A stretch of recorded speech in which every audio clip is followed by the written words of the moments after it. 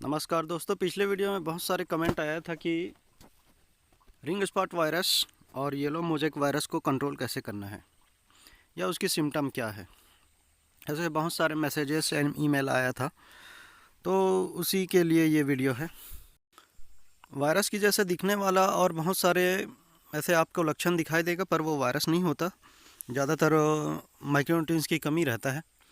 जब वायरस के माइक्रोन्यूट्रिएंट्स सारे कमी पूरी करने के बावजूद भी अगर आपका येलो या रिंग स्पॉट वायरस को दिखाई देता है, तो उसको शुरू में एक दो पेड़ में दिखाई देगा, तो आप उस टाइम बिल्कुल सुस्त नहीं रहिए। उसके लिए थोड़ा फुर्ती दिखाइए और उस पेड़ को सीधा काट के फेंक दीजिए। बहुत सारे कंपनी ऐसे दावा करते हैं कि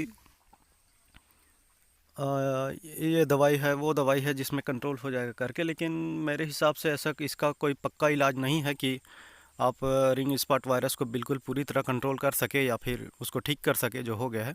इससे सबसे अच्छा इलाज यही है कि आप उस सीधा पेड़ को काट दो। जो भी उस जो जिसमें जिसमें शुरुआती लक्षण है, अगर आप इसके लिए सोचते रहेंगे तो फिर पूरा 15-20 दिन में ना आपके पूरा खेत में फैल जाएगा।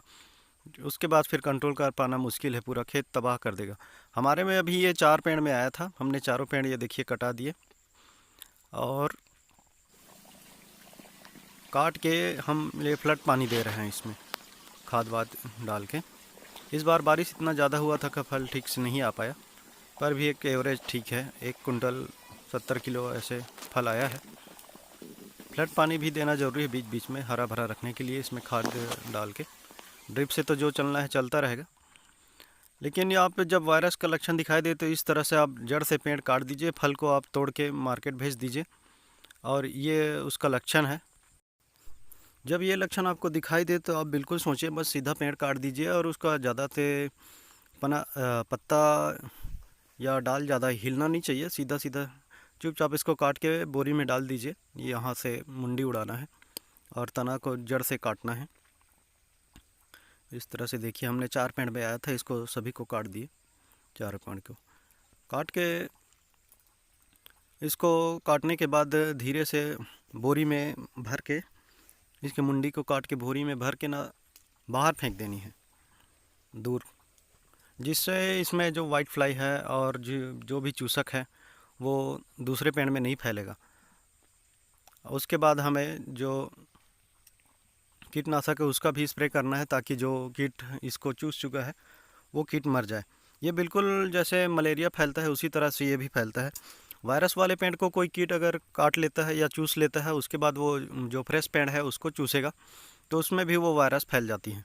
ऐसे करके पूरा खेत में फैल जाते हैं, हम देखते ही रह जाते हैं। फिर बाद में कोई कंट्रोल नहीं रहता इसके। उसके बाद फल में पूरा ख़राब, फल भी ख़राब हो जाती है। पत्ते झड़ गया तो फल को ख़राब होना ही होना है।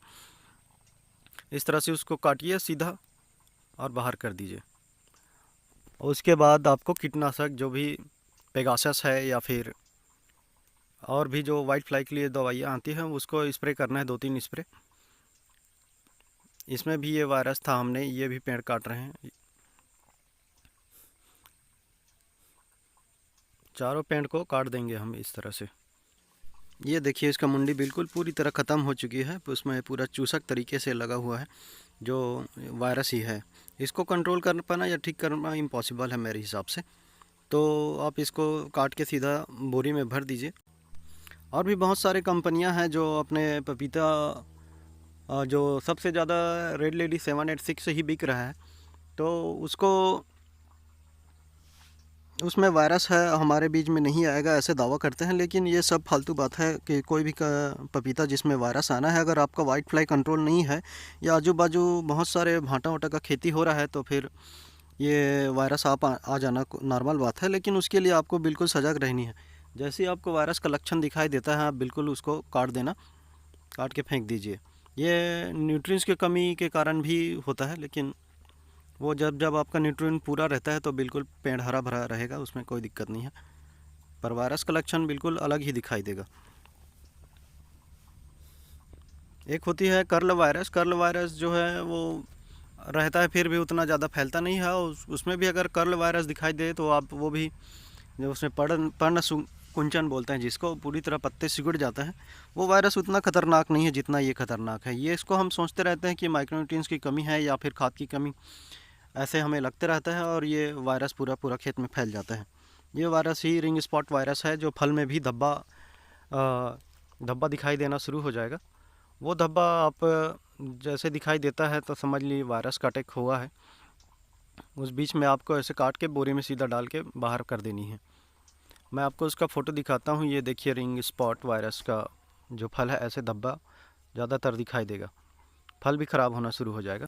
खाद इसमें बहुत ज़्यादा लगता है दोस्तों। हमारे में भी खाद की कमी हुई थी और खाद की कमी हमने नहीं किया, बारिश इतना ज़्यादा हुआ कि खाद ये उठा नहीं पाया, इसलिए थोड़ा सा फल में कमी है, पर भी एवरेज ठीक है।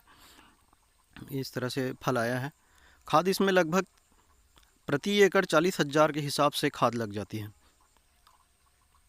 थैंक यू दोस्तों, प्लीज़ लाइक एंड सब्सक्राइब।